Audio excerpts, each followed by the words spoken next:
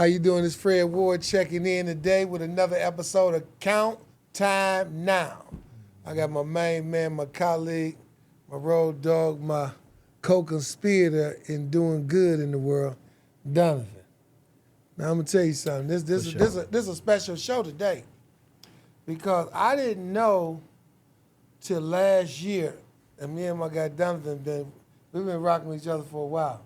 You've been doing your thing, I've been doing mine, but we always, lock it low. I didn't know the last year, after we already working together, that we both came home from the belly of the beast, I like to call it, on the same day.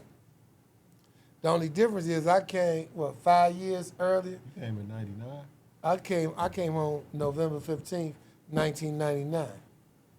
When you come? November 15, 2003. 2003. Yeah. I know that, hey, you did 5 more years than me in there. We came in almost the same time. I came in 91. I came in a little before you. I came in 88. So I know, like, hey, when I left out that door, I knew it was Joker sitting at that front door waiting for me to come back, right? Yeah. But we about to get into this, though. Because, man, I think I just got to reflect, man. Because it don't be, people was telling me I was missing some years. I was telling people last year, I was 25. I've been home almost 25. You missed last year. You missed the whole year last year. I missed the whole year. That's because we've been busy. So, yeah, we've been busy. I want to dedicate this show to a few different audiences, right? One, and this ain't no easy lift. Right. Because most people, if you ain't talking about what they want to hear, they're like, boop, I'm out of here. But I think we need to talk to people that have criminal records, those that have been, incarcerated, that's home now, because it's a difference. You can have a criminal record and ain't never been inside.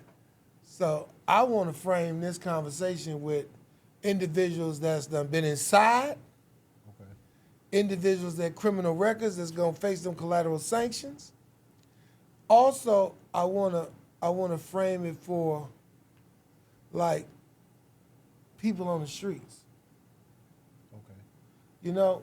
Like people who, because there's some things I think we're going to start talking about on the show, like a person that's never been incarcerated and don't know about the inside, they going to be clueless.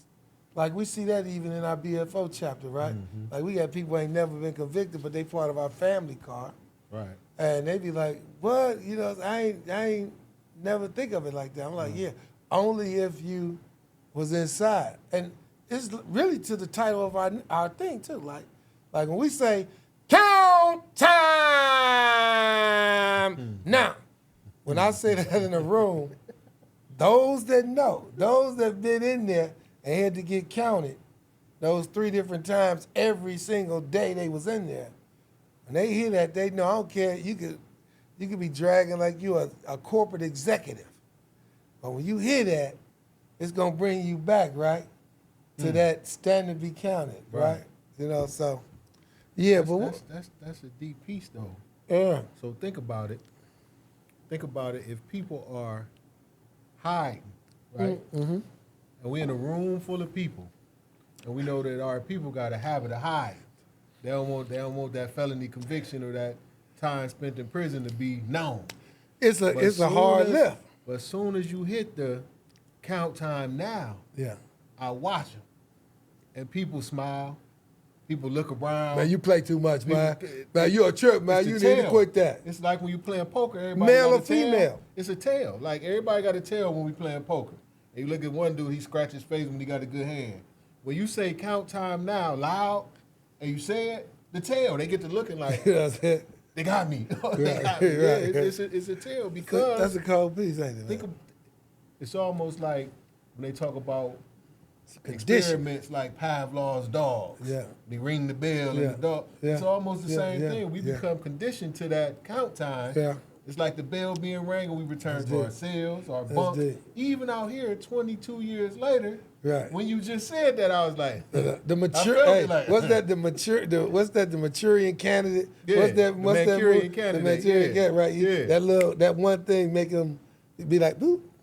Oh, you know what I'm saying? Oh, yeah. Back to the island, right? Back to the island. Ain't no mystery. 22 years of freedom today. What And that look even like when for you? Even when you just said count time. Yeah. In that voice just now. Yeah. I felt it. Yeah. That's conditioning. Yeah. We was conditioned For sure. to react to a defined phenomenon when we start talking about power. You know, we was conditioned to react to the count time automatically, no matter how strong you was, how weak you was, you know, what you was doing. Because it was consequences. Count time meant, If you messed that count up, yeah, it was consequences. If you was out of place or you wasn't where you supposed to be, where when they ran that count, you wasn't where you supposed to been, yeah, everybody suffer, but you going to suffer the most. you're going to suffer the most. And when you think about count time, Yeah. it's nationwide. Yeah. Yeah. It's not just like, you know, we count in Ohio and Okay. they might count in Michigan. They Yeah. might. Count is nationwide. Yeah. So anybody that's been incarcerated anywhere in this nation at any point in time know exactly what count time is. That's interesting. Yeah, that's interesting. That's interesting. That's a hell of a piece. I'm gonna tell you. You know, another thing that, as I'm reflecting back, like when I first went in, you know, a thing that I really find interesting about people.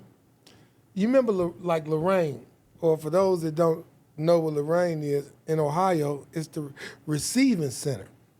It's the first place everybody. You got to go there and get your number. Unless you're from Columbus and then they go to Yeah, okay. CRC. Okay. They're very, So very yeah, well. certain parts, you know, Yeah. that's where you go and Two get of that us, number. only That's two that. of them. Right. That's that. You know, I'm sure we can compare it to something in enslavement, Oh, where ain't you no get doubt. that branding, Ain't right? no doubt. So one of my reflections when I first went in, you know, they give you that paper and tell you when your first board date, your first time, your first eligibility of trying to get out of this mess you got in, right? And so, you know, people don't know I beat a lot of cases by whatever grace there was, right? So when I came in, they thought I had like 1,000 years, right? Buck Rogers time. Yeah, right. And a lot of people did. And so I watched a lot of guys go in there, and then, you know, you wait a couple of days, you get an orientation, and then you get that paper. They tell you, like, when you're out there, it's like 1988. And they get the paper, and it might say, your first parole board hearing is 2000. Now, it's 88. Or it might be 2010, right? And that might be 22 years from now. Right. This what I observed. Tell me if you notice this too. I see guys get that turn. They be like, bam, boom, boom, boom. And in their mind, you can see them adding it up. And they like, man, that's 22 years from now, right? But this what else I observed, right? I seen the initial, right, like disbelief that they done just gave me a paper saying that I don't got a chance of freedom for 22, 34. I got dudes that had 33 to life, 40 to life, you know, some crazy numbers. Right. So they board date in 88 could have been like 2038. And I'm like, man, that's 42 years. You know what I'm saying? But I watched that initial shot, but then this is what I watched too. I watched people say, it's 88. And I go to the board and, you know, 2020, you know, 2022, right? And then they start calculating. I'm 20 years old. Right. I'm 20 years old right now. So in 22 years, you know what I'm saying, I'll be 42, right? I watch them calculate in their mind like when that first opportunity to be free is. And then I watch them start planning. I'm getting somewhere with this. I see I where you're watched going them already. start planning They big. that I'm going to be 44. I'm going to be 42. You playing that You know what I'm big. saying? Boom, boom, be 42. My mom will be so old. You know what I'm saying? My kids will be so old. You know what I'm saying? And then they start formulating their life at 44, at 42. Right? And then I watch them, right? When they get on the streets, they can't formulate a plan. They think that they got to function in the sense of urgency and emergency. Everything that they do, they got to get the house, the car, the money. They got to get their business up. They got to get all this right now. But when a force of power over you say you ain't going nowhere for 22 years, they automatically readdress their whole mindset to starting at 44, right? And a lot of them, because they don't get a same sense of time, right? Okay. Coming home like I got 13 months on parole, Right. or I got 5 years on parole. So I got out at 42. I got 5 years on parole. I need to, you understand, work my plan slowly. Give me a 5-year plan so I can get off parole and I can, you know, boom, boom. They don't do that. A lot of them don't do that. It's one of the first things you got to learn when you come home, and it was something that I was fortunate enough to know, Okay. is that you can't catch up. You got to catch on. Whew. So brothers come out here and sisters come out here, and their intentions is everything. So you'd have been out here 27 years, right? Yeah. A brother would get out tomorrow Yeah. and feel like he got to catch up to your 27 years He got to get what he lost. in the next 3 months. Yeah. In the next 3 months, I'm gonna have me, and I'm gonna go, and there's no plan to get there. Yeah. You can't catch up. Yeah. You know, I'm 22 years ahead of you if you come home Yeah. tomorrow. Hopefully. So if you allow me to, that's where the brothers I've seen be successful in this. Yeah. Is brothers and sisters that allow brothers and sisters like us. Yeah. That have traversed this journey. Yeah. To help them understand that, bro, you can't catch up. With We what about to give y'all some game today. You can't catch up to what I'm doing. We're going to give you some game today, so watch this. Game number 1, right? We're going to do it like the Okay. 10 Crack Commandments. Right. Game number 1 is if you coming home from doing whatever stretch, give yourself time. Can't catch up. Now watch this. Give yourself time. Now I'm going to take it on the flip side.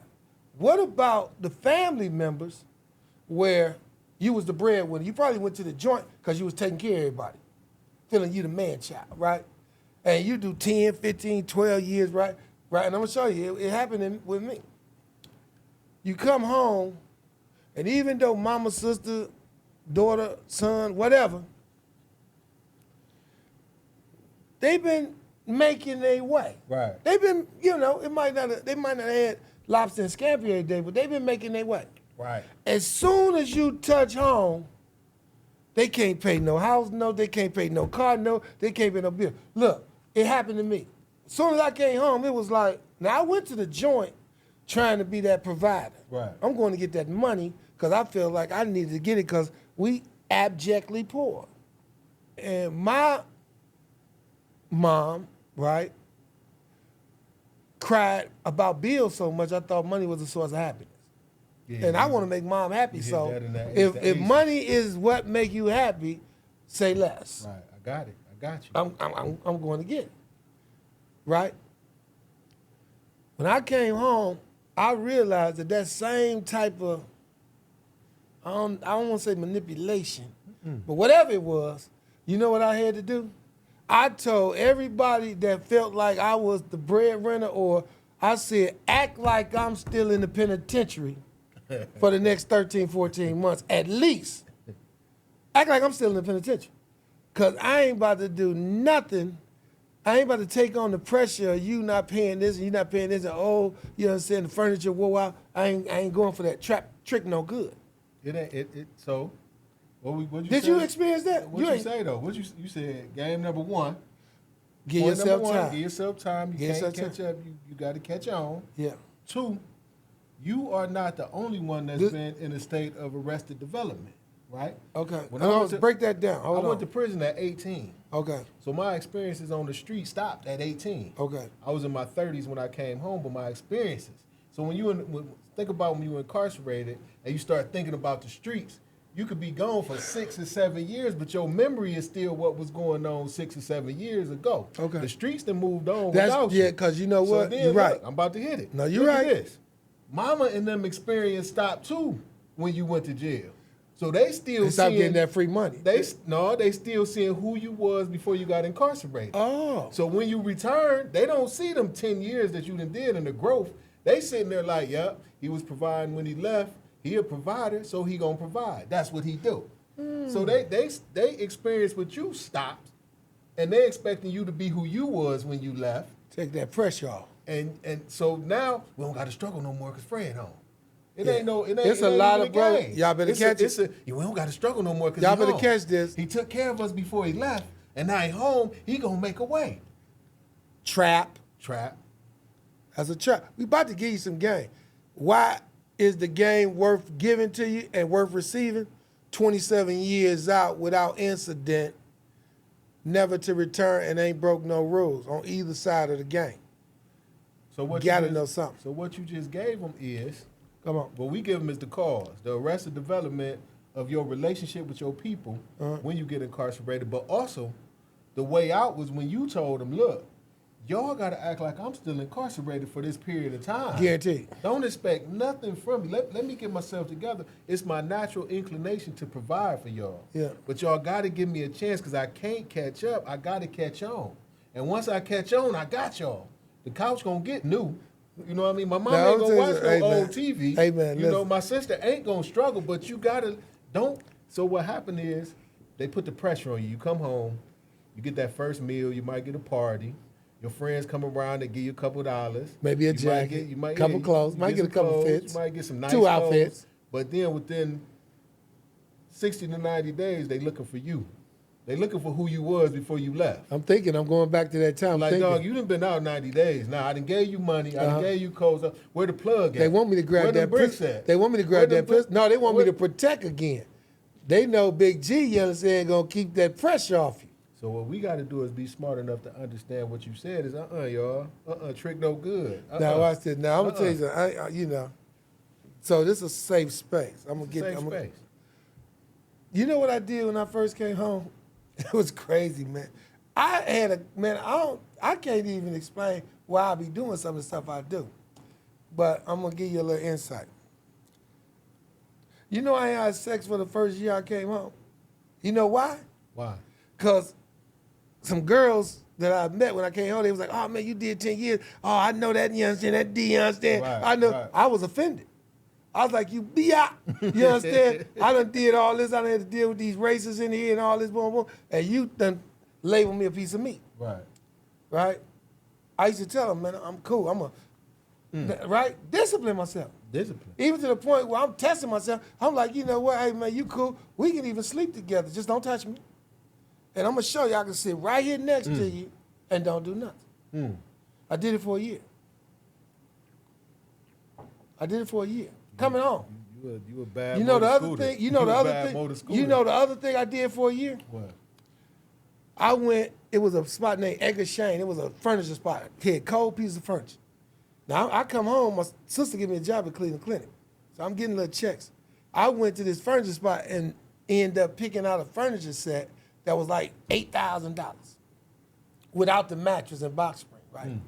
And I was like, I want this set, and she was like, okay. So you know, I'm like, I can't buy it outright, so I got to put it in layaway. Right. So I think I put like $600 on it. I'm gonna pay on this joke until I get it out. So she was like, well, don't you want to buy a mattress and box spring and you can sleep on the mattress and box spring until your bed comes? Do you know I told her no? I said, no, I'm gonna sleep on the floor until I get that bed out until I pay for that bed. And anybody who like me gonna sleep on the floor too. And I took 4-5 blankets. I might be crazy. I might be revealing I'm crazy, right? I'm giving you up, though. I slept on the floor. Watts can't understand this. Watts a youngster. I told Watts, he a youngin', right? Watts can identify. But this the crazy part. And it took Hank Capone to tell me this. He came over to get me one day, right?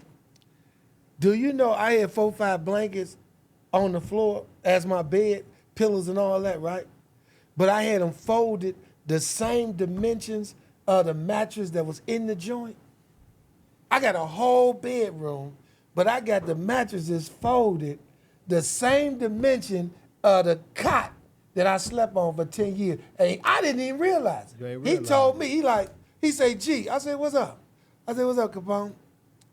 He said, man, you don't even see that, do you? I said, see what? Because he came home maybe about 4 or 5 years before me. He like, man, look at your setup. I said, what? Man, my setup was the same as as in the joint. And when he told me, I looked, I'm like, man, I'm like, damn. So, it feel like we having a therapy session here. Well, goddamn it, I It's don't like think I this. need it, but go ahead. No, for both of them. Oh. Yeah, not just it's we. So, if you think about it, one, Tupac says you ain't got to be in jail to be doing time. Okay. You know, we can incarcerate ourselves on the street, but with what you just told me and me knowing you while we was incarcerated, wherever you go, you take you with you. Okay. That's another one. Ooh, Okay. we dropping Okay, jewels. yeah, come We on, they dropping better jewels, get it. boys. I hope you live. We drop wherever you Well, I go. don't know what we wherever talking you go, about. you If it take ain't you with you. Instagram, Twitter, oh, you? Wherever Okay, you all go, right, let's wherever roll. you- Wherever you This go, raw shit now. wherever you go, you take you with you. Okay. I remember you. How long did you go on a silent fast? 6 months. How long did you go without watching TV? I ain't watched TV for 10 years. Discipline is what it took to say. You know, No, I ain't watched TV for about 8 years. About 8 years. When I first got in there, it was, So how hard is it if you practice that much discipline while you was incarcerated to come out here and really execute that level of discipline where you don't have sex for a year, where you Yeah. put the TV, the bed in layaway, and you do what you got to do to pay for it, and your discipline is if I can't have the whole thing, I'm gonna sleep on the floor. It's discipline. Okay. So all of the brothers that's in there, and this is deep too. The brothers that's in there getting high. Yeah. You know what I mean? Getting drunk. Yeah. You know, smoking that Tunchi and Tune Yeah, and you know, Escaping. escaping. When they get out here, they bring them with them. So them the brothers that we see out here doing the thing, and sisters that we see doing the things that you like. You did how much time, bro? Yeah, oh, bro, I did 22 years. Wow. And this how you living? You bring you with you. I came out, man, and all I asked my mama and stepdad to do is get me a vehicle. Okay. Make me mobile. What Let me was be that? mobile. What was that about? Because long as I can move around, I'm going to make it happen.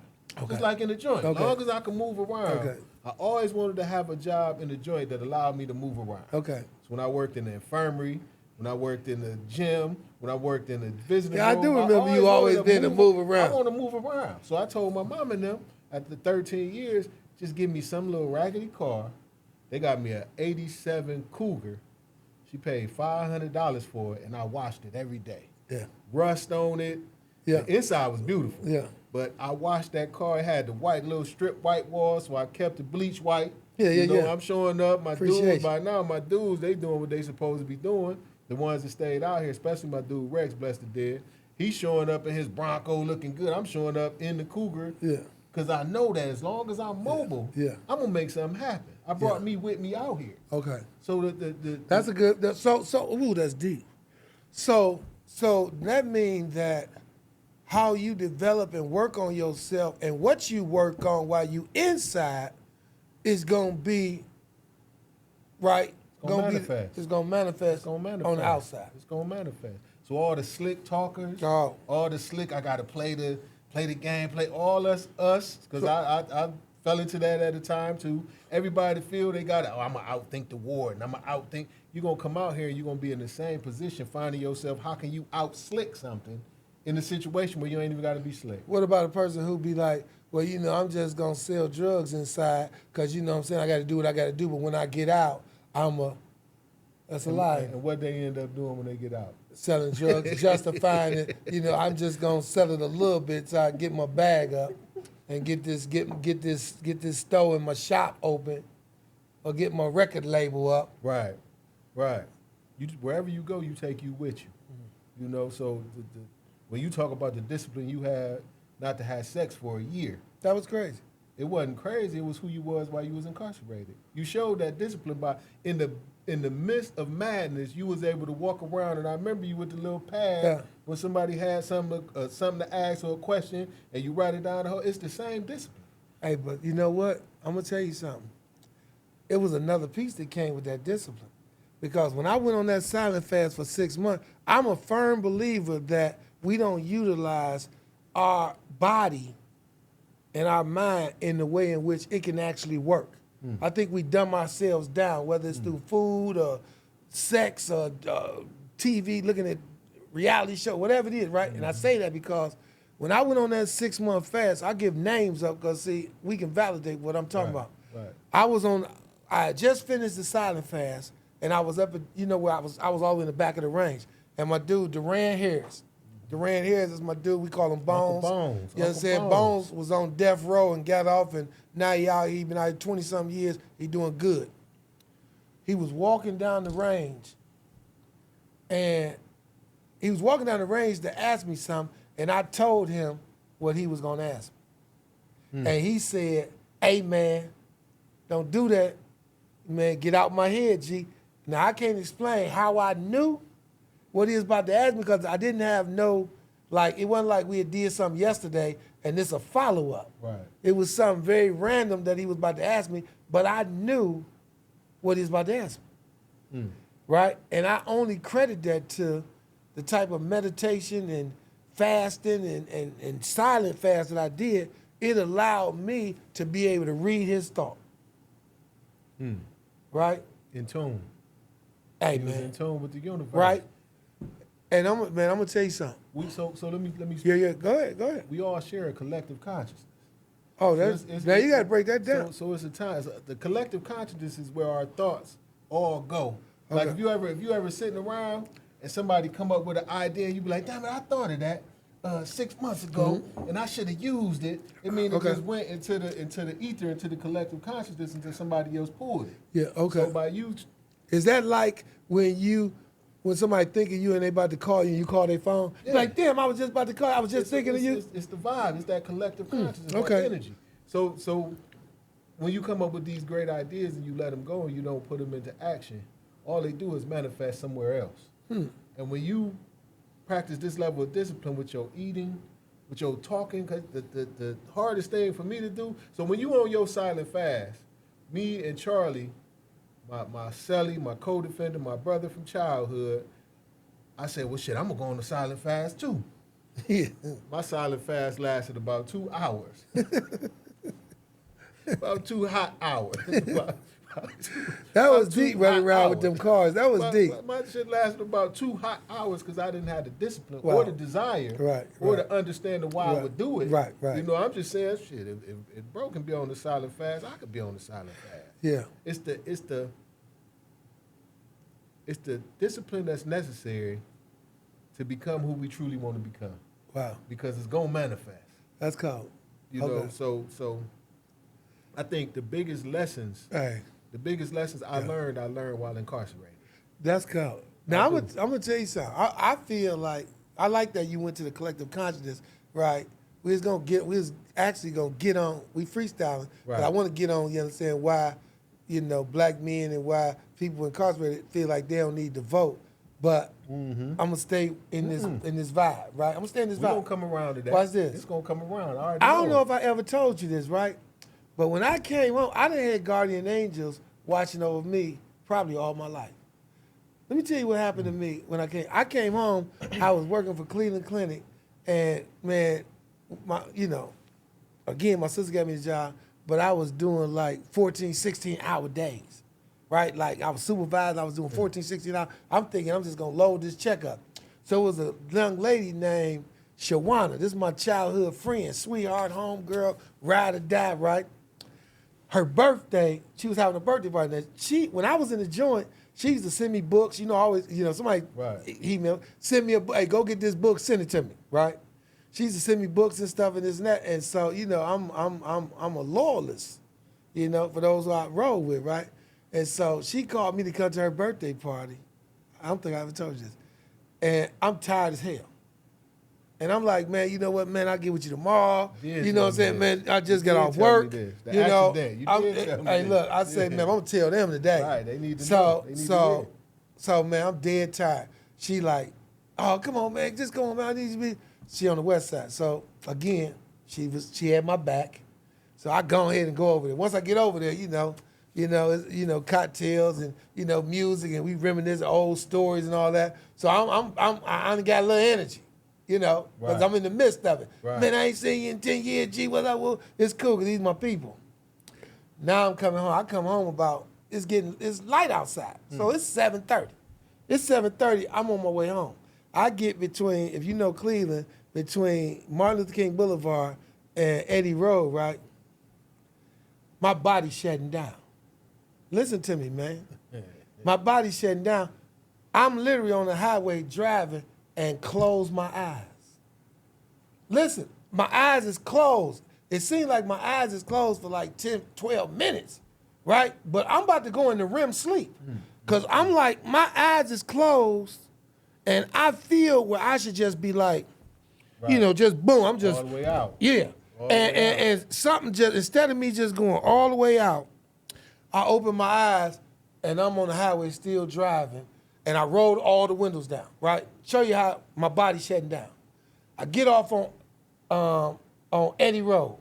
Okay. And I make it all the way up to like 152nd and Ivanhoe, and now I got to go up Belleville. I'm trying to get the Keystone off Monticello. Okay. And as I'm going up Belleville, my body shut down again, and I fall asleep again, and I go on Belleville. They got the little dip, like a little where the water ravine at, right? I go in there, and boom, wake me up, and I come back up out of it and break the mirror. I go to the other side. Good thing a car wasn't coming. I'd have been through again, and I done broke the mirror. It ain't even my car. I'm driving Cynthia car. I'm gonna put names on it because they might hear the show, And so I break the mirror. So I ain't got far to go. I get to the house, and I know. And then our dude Jim Jam that was in the joint. Mm-hmm. Jim Jam came home some years later. I didn't even get to see him. He came home within the first year. He was leaving like a bar, and I don't know if he fell asleep or what happened, but he crashed in his car and died. And I didn't even get, that's Lamont, because I didn't even get to see, I didn't even get to see Jim Jam before he had passed away. And I'm telling you that I was literally asleep on the highway driving. And I wasn't home 6 months. Now I'm sitting here today, 27 years home, got some accomplishments and wins under my belt, but I'm telling you, for in my own rational mind, my life should have been ended 6 months after I came home from the penitentiary, and all the story would have read was, man, y'all heard about Big G? Man, Big G crashed on the highway, man, he dead. I can't explain it. So I'm living a life where I got to pay debts back over and over again. You know what I'm saying? Yeah, you owe down. I can't explain it. You owe down. You owe down. So let me ask you this. Then. Yeah, man. So a lot of podcasts, especially when it comes to prison, incarceration, the joint, all across the country. I understand why, but I don't really identify with, because it seems like all we choose to do is glorify incarceration, glorify being locked up, glorify, man, I spent 13 years, glorify that, right? Right. I think what we have done so far on this podcast is dealt with the realities of coming home and the realities of what was going on while we were in there. Yeah. So I would ask you, what was the biggest L you took since you've been out in 27 years? The biggest L. If we check in our ghetto report cards, right? I got a C in hustling on my ghetto report card. Okay. I got an A in thinking, but a C in hustling. I was a good hustler. I could tell some of my. I never respected the money. Yeah. I just liked it to grind. To be a hustler, Yeah. you got to stack. I like to Yeah. grind. But Yeah. what was your biggest? We can get into that too. What was your biggest? If you had to define your biggest L, Yeah. that ain't incriminating because Yeah, the yeah, statute no, might no, not be up on everything. Yeah. So the biggest L you took. I didn't know how to reinvent myself in the world with all the barriers and obstacles that I've seen in front of me without sacrificing my time with my family. I sacrificed my family to try to create a space in the public arena outside of the underworld. Yeah. Oh yeah, that's heavy. Yeah. Yeah. Dig into that. Yeah, Dig I into mean, that. yeah, heavy piece, Dig man. into You that. know, That's heavy. because it's like a choice that I had to make, right? Like, I needed to redefine myself when I came home. You know, most folks scared to death. I mean, you know what I'm saying? Oh man. So I knew like, shit. You know, since I ain't going back to the underworld where those type of accolades is beneficial, right? And I'm trying to cross over to, you understand, you know, a more civil society, right? I had to recreate. But I also was always in pursuit of power. Right. So I had power on this side, but I didn't have, I had no power on this side. And in order for me to try to transfer those skills, I had to go through a very deliberate and intense process of denying my heart, what I care about, right? To be able to like reposition myself, right? And I could be totally wrong in it, but it's all I knew. And it's the only decision I knew to make. So, you know, it was either stay in that family triage, you know, and, you know, yeah, and they still ain't got nothing. Right. They still suffering, you know. Man, I like what he did the same thing I did when I was a juvenile. I prayed to Jehovah, God I knew at the time, and told him I'm gonna give up my chances of this paradise condition and being able to live where the lions and the lambs can play together. I ain't gonna see that. Because I got people in the physical world that I love, and it hurt me too hard to see them suffer now. I'm going to sacrifice mine so they can have a decent life. Let them go to the great tribulation. I'm going to take mine at 1,000 degrees. Burn me at 1,000 degrees because I'm going to accept every decision I make. Now, that's the underworld. That sent me to the penitentiary. But when I came home, I say, man, I'm still not going to suffer. And I'm still not going to sit well with them suffering. So now I got to figure out how I understand how the game is played without using, you understand, coercive tools, right? An illegal game. Right. Oh man, sheesh. Yeah. That's heavy. Yeah. Yeah, that's heavy. And I'm just not getting over the mountain. That's heavy there, bro. You know what I'm saying?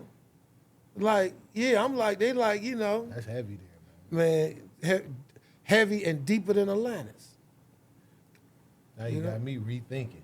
Yeah. You know, because I was going to answer the question, but now you got me rethinking. Like, Come on with it. I mean, we don't get to them today. Ain't no other reason for them to sit up here and listen to somebody that been home 22 years and somebody been home 27.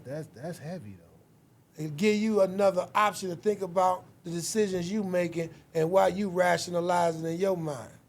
So the piece in that would be, what are you willing to sacrifice? Yeah. And you was willing to sacrifice the relationships that you could have had with your loved ones. Yeah.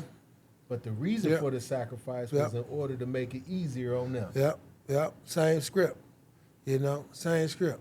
That's you know, but and they might not understand it because they like, you know, man, he out there all the time, or he navigating out there, even with BFO. Right.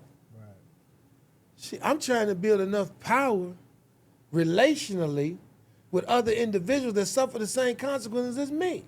And it behooves me that these dudes, male and female, sit up here and have the audacity, the mitigating gall, the gumption to be like, man, hey, I ain't voting, man, you know what I'm saying? Ain't shit gonna change.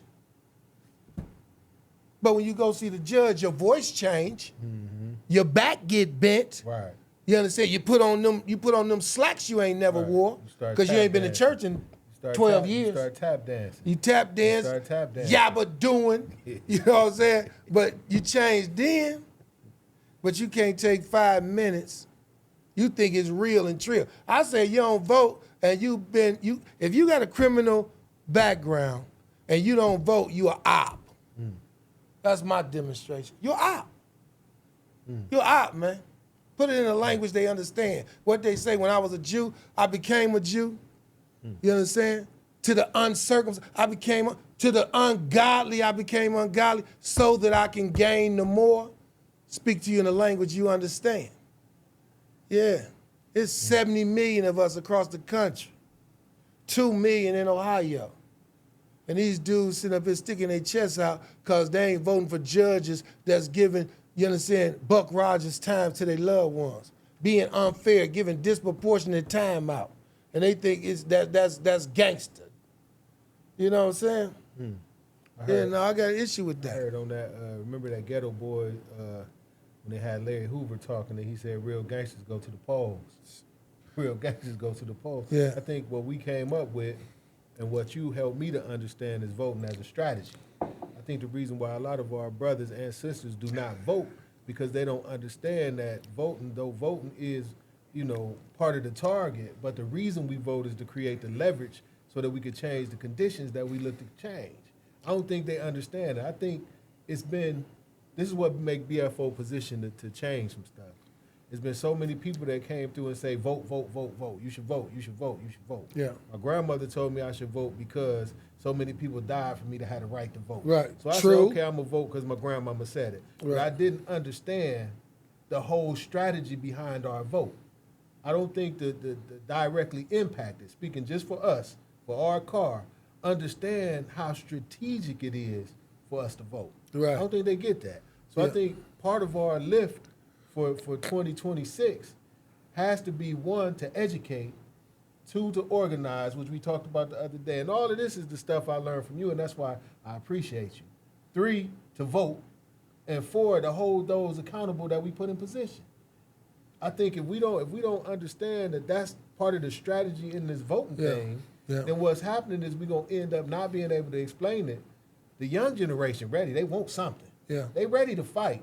Yeah. But the people that are trying to explain it to them, they hell with all the credible messenger title and all that. They didn't wore that out so much. It was dope when it first popped. But now it's so wore out and they use it in so many spaces. Gang. We got to come up with a different title because if you coming and telling me, I seen it in the center. When you educated them young brothers on why they should vote, they was ready to vote. But if the wrong person come telling me to vote and can't break down the strategy of it to me, I don't have no reason to vote because I ain't voting just because you said it wasn't my ancestors that died. It was just some dead people. You know what I'm saying? Yeah. Martin Luther King don't carry the same weight to my son and his generation. My son 20. Martin Luther King don't carry the same weight. Malcolm X don't carry the same weight. Right now they look to NBA YoungBoy. They look to and they need to vote. Melly. It's an election. They look to them. I'm glad you said it. It's an election going on right now. We got a brother, Calvin Duncan. He in Louisiana right now. Let me give you a little bit about, he got a book y'all need to get it called The Jailhouse Lawyer. I'm going to show you something. And this to all my wrongfully convicted folks.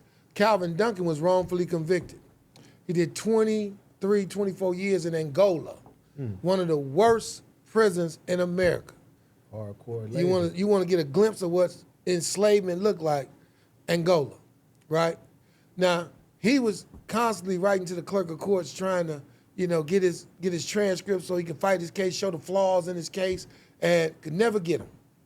Come to find out, not only his transcript, but other people's transcript was thrown in a landmine somewhere. The clerk of court was deliberately, intentionally stopping individuals from getting their paperwork so they can fight for the justice of their case. Watch this. Okay. So he eventually get out, wrongfully convicted. He go to law school, get his law degree. And today, in Louisiana, he's on the ballot for clerk of courts in the same county that rejected him and so many others. This is what it looked like.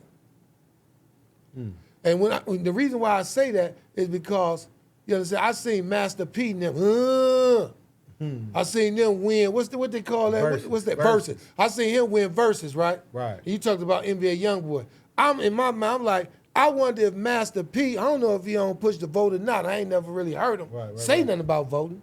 But I know his brother locked up, right? How much influence could Master P have if he was to tell all those people he influenced in Louisiana, like, man, get to them polls and vote this way or that way. This is happening right now. Right now. And we got amazing brothers and sisters all over. They just passed a clean slate bill based on an amazing another sister directly impacted, Sheena Mead, put some respect on it. She out of Florida. Directly impacted. Done created a model where she going across the country and creating automatic sealing of records so people can move on with their life. She done did it in Oklahoma and about 10 other states. They just passed it in Chicago based on Marlon Chambers. Now, I know y'all don't know this in Ohio, but get up on some game. It's game time right now. Him and another group of brothers and sisters, you understand? Right? Put in that work and pass it in the shot. Right? So I think Direct impact. I think what we got to do, and we probably got to have a whole nother podcast, Yeah. a whole nother episode rather, where we break down voting as a strategy. Because I think what was missing in the whole narrative, when you talked about Chenoweth, you talked about the 3.5% rule, you talked about we created the film movement in order to lift. It's no vehicle to carry a 3.5% or what is it, 300,000 of the population. That'll get us. So we created a vehicle to carry it, the film, the train. I don't think people clearly understand the strategy behind what we can do with that 3.5%. I met a sister the other day, and the reality didn't really hit me about the snap and all that, right? So I see a sister, you know, and she like at the bar with like a big old iPad. Looked like one of them iPads, looked like a kid's iPad too, like third grade, whatever, kindergarten. And I was like, well, it seemed odd that it was a big iPad, boom, boom. Don't realize that, come to find out later through conversation, the phone was off. And so the iPad was able to, communicate or whatever, boom, boom. And I'm like, wow, you know what I'm saying? And so, you know, we was in there, we had some buddies, they buying drinks and all that. And I say, man, let's ante up, you know, let's pay this phone bill. You pay the phone bill. Ain't no doubt. But then there was like, didn't have no gas. It's like, damn, they ain't got no gas.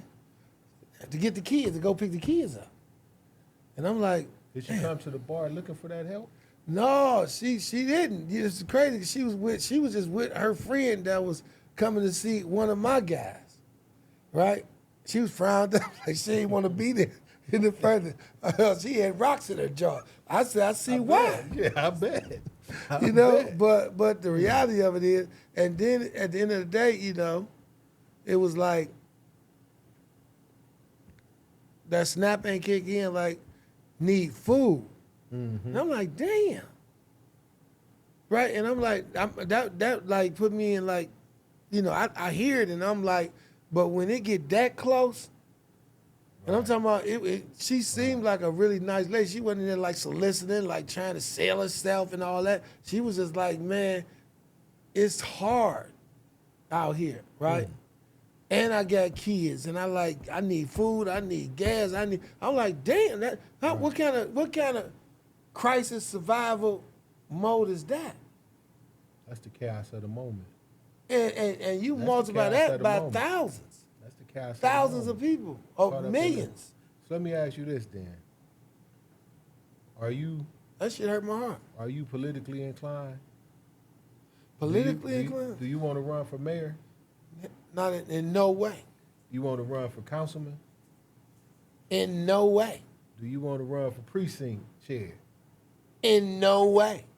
So then people not registering to vote hurts you in no kind of way, right? Oh, it hurt. Because politically. Oh, politically. People that what?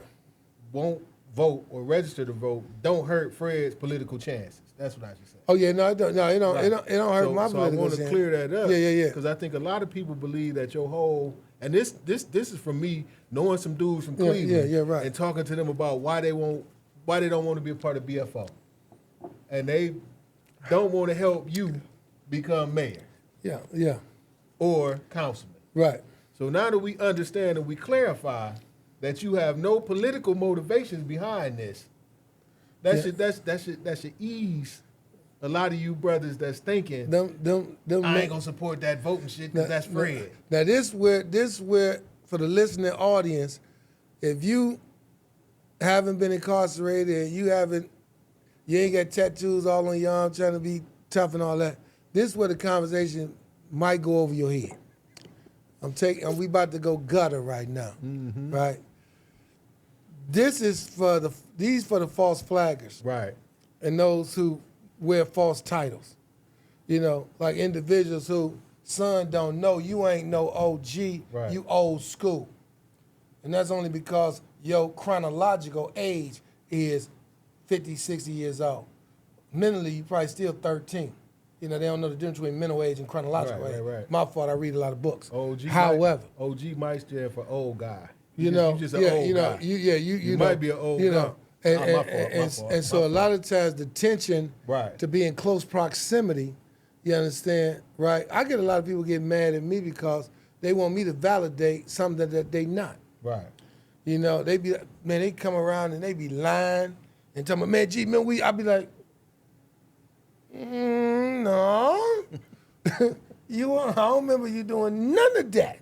They get mad at me because I don't, let them help trick somebody else, right? And what's the sad part about it is what they be trying to get me to co-sign, I don't even value myself. Right. Like, what I'm saying? Like, I got a notoriety that I'm trying my best to get away from. That's why I let them know I'm a 9 out of 10 on the average child experience scale. I got tied to a chair when I was a kid and a whooping and extension cords and all that. Hey, what I'm saying? So if I was a little brutal when I was, hurt people. Right. I'm using all the language, letting them see the history, being very vulnerable to let them know, like, man, I ain't come out the womb just, you understand, a terror. Mm-hmm. I was terrorized. I was created. Right? It was a condition that I got, and I've been living the rest of my life working out of that condition. But, so like, and I'll summarize it like this, and we said this the other day. Like with BFO, with, conscious, movements, man, we only looking for those who looking for us. Ain't no doubt. We ain't chasing nothing. We ain't selling nothing. Ain't no doubt. I might have some nice meals, because a lot of times when I invite people to things, it'd be after work. So I feel like, the reciprocity of pulling you from going home and cooking dinner, I should have at least some type of nourishment. But in no way am I selling you anything. Ain't no doubt. I ain't selling you nothing. All I say is that if you have a desire to create something in the world greater than yourself, and if you see things in the world that you have issues with and don't know how to solve them as an individual, then let's collectively come together, build relational power, you understand, and change the things that we do not like, create a world that we are comfortable living in and leaving behind. See, it's simple as that for me. Yeah. I think let's get to something on. I think a lot of what's missing as well, and I'm glad we hitting this. Watch, we done gave you like 5 podcasts you're going to be able to chop up. A lot of what's missing is... Shout out to Watts. A lot of what's not seen is any power we build, we share. We're not asking you to give us the power that you build, right? We're not asking you to ask to build power. We just saying, do you want to build power? Do you know what power is? Do you know what it means to be powerless? Do you no longer want to be powerless and you want to build power? Yeah. And the power that we teach you how to build, are you willing to share? And you know what? It's unfortunate, but as simple as you said that, it's still complicated. That's why I want to simplify it now. As simple as you said it, it's that complicated. This is to people with criminal histories. In Ohio, you can use in other states, but we're talking to you right now. It's 2 million of us in Ohio that have criminal records. Right. Okay? 1. In the city, in the county, and in the state, elections are being won by individuals that hold power to change and do things as they choose with billions of dollars at a 14% turnout. Okay? What that mean? That means that you got 133,000 registered voters in Cleveland, right? And mayors is winning elections with 25,000 votes, leaving 107,000 people out of the way, which allows an individual to be able to control $1.8 billion and earmark it toward the things that they feel is necessary for the upliftment of the city. So when you say we need more this, we need more money in schools, or we need these streets fixed, or we need some other brick and mortar, or we need our schools to have better things, then you making sure that the person that hold that power position is aligned with your values, Right. then you'll see those things happen. Ain't no doubt. If you don't participate and stay on the block, stay on Instagram, Twitter, Snapchat, whatever other them things is, Facebook, well, Facebook can't X. hold, but yeah, X. right, X. Yeah. Then when things happen that are contrary to what you would like to see, you don't realize this, but you also participated in your own demise. And the demise of your kids, your grandkids. When it comes to judges and you get 8, 9 young boys, African American, that might commit a crime, nobody got hurt, but they decide to sentence all of them and bond all of them over, and you might think that, you know what, that's a little severe. Right. Well, if you got a judge that you in relationship with and they know that you help support them being in there, then they responsible to you. And they're going to be concerned about your opinion, because people in power only want to know 1 or 2 things about us, whether we got enough power to keep them in power or got enough power to take them out of power. And that's where the game begins. But as long as you sit in the bar and sit in the Snapchat room, you understand, and you DMing everybody but, you understand, who should I vote for, you part of the problem, which Fred would say you are op. Because you crying about a situation, but you actually helping the person that's harming us the most. And so it's as simple as this. Government is an apparatus to be controlled. The business community know that. That's why the business community invests very heavily in government, because they know that this apparatus that holds these millions, trillions of dollars, we need to have control of this. So what the business community, what do they, so if it's 3 types of things, right? It's three forms of power. You just described one, money. Okay. Okay, now you describe what we got. People power? Describe that. People power. People power is numbers. In the public arena where the game is played, it's capacity. Money is power, because money can influence. Money can buy elections. They're spending $1 billion on the election. Through ad media, we're going to spend $1 billion on false narratives and ads, and you're going to listen, and you ain't knowledgeable about who to pick, so whatever ad made you laugh, and whatever, you understand, thing, you know what I'm saying, touched your funny bone, you're going to just, or that name sound familiar to you because it sounds like a football player, you're going to check the box. And they do research. They know. Haven't you ever noticed? You look on the phone, you look up some tennis shoes, the next 6 ads on your phone is tennis shoes. You look for a car, next 6 ads is a car. They studying you, but you ain't studying nobody. Right? This ain't hard to figure out. So that's the money. That's the money, right? The money. So what is the power we wield? What is the power that we collect and we wield? Well, power in and of itself is really divided into 2 things. Organized money and organized people.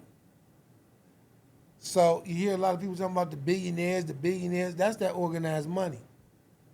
They got that whole bag. They can influence all type of things with that money. The only counter to organized money is organized people. So if you ain't got no money, and I ain't talking about, money to buy no shoes and jewelry. 100, 200, No, I ain't 300,000, talking that ain't no money. I ain't Not in talking- this arena. And don't get, yeah, I know the game is rigged. The more up you go, I get that. Right. But we talking about building power from the ground up. We can still influence local, county, state, and we can influence some federal elections. They do get,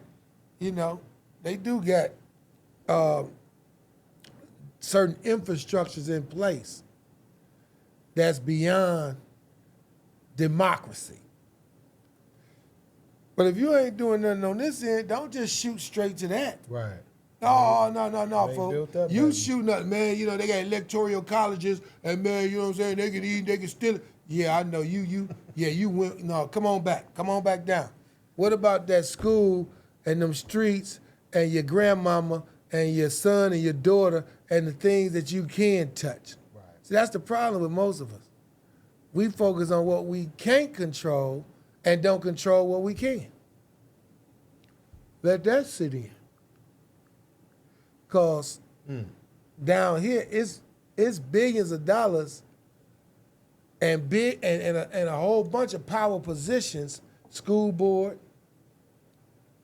mayors, judges, elected council people, state representatives, state senators. There's a whole lot of people that you can influence that'll change your life and make it much more favorable to you, right? And you don't do that. For those that's coming home, or for those that's recently home, I would say give yourself time. And don't fall for the trap that urgency and emergency mean that you gotta have a Range Rover and you gotta have a 5-bedroom house on the water. Sometimes we gotta redefine our values to give us time. Like, I need boots, but I don't need no Balenciagos. Right. I don't need no Amiri boots. Right. I just need some boots right now. Now, I might still want to get them Amiris. Give yourself time, right? I still might want that big old house. The whole world is for you to subdue and have dominion over it. Don't shortcut yourself, but give yourself time, right? I would also say that we have enough people directly impacted that have friends, that have family members, where we can actually make significant change. But you got to get off your ass. You got to quit telling yourself the lie you keep telling yourself, like your vote don't matter. Your vote only don't matter to you. It matters to everybody else that's running for office. Some want you to stay on the couch and never get to the poll. That's right. Right? So they can continue to do what they gonna do. And some in dire need for you to get there so that they can actually change the conditions because they heard you and they actually believe in the same things you believe in. If you directly impacted and you know the system need to be changed and you don't vote, you are op. You're op to the people you care about. You're op to the people you care about. You're op to your daughter. You're op to the people who you want to see doing better in this world, right? Yeah. Yeah, you're op. Yeah. To the people, and to the people that never been incarcerated, right? This for you. Because a lot of times we talk in BFO how we've been given a false narrative. Right. Misrepresented. Yeah. We've been right? misrepresented. And it's been intentional because people that's directly impacted, there is a particular group of folks that categorize us as lazy, downtrodden, we sympathetic to crime, we want to cheat and we want the easy route. We don't want to work our way to our successes. That's a lie. And as long as we in leadership at Building Freedom Ohio, we're going to look to change that narrative. That's right. Now let me be clear. I'm smart on crime. If I wasn't smart on crime, why would I be home 27 years without incident? I'm smart on crime. And I believe, and I talk to the members of BFO, and they believe that if you commit a crime, there should be some punishment. And it should be equitable to the crime you committed. That's right. And it should be proportionate whether you black or white, rich or poor, inmate or CO. Let me be clear. Right?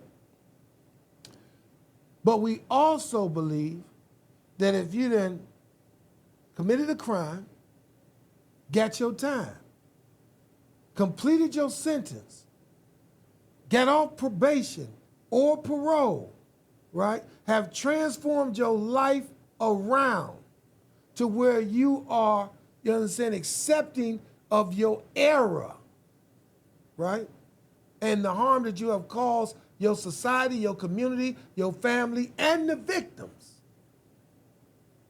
At some point, you should be able to move on with your life. You should not be subjected to permanent punishments that last for the rest of your life. This is the stance we make. And riddle me this. I did 10 years incarcerated. I was wrong for what I did. I accepted that and I did my time. I was put on parole. I completed parole. And I have lived an exemplary life for the last 27 years.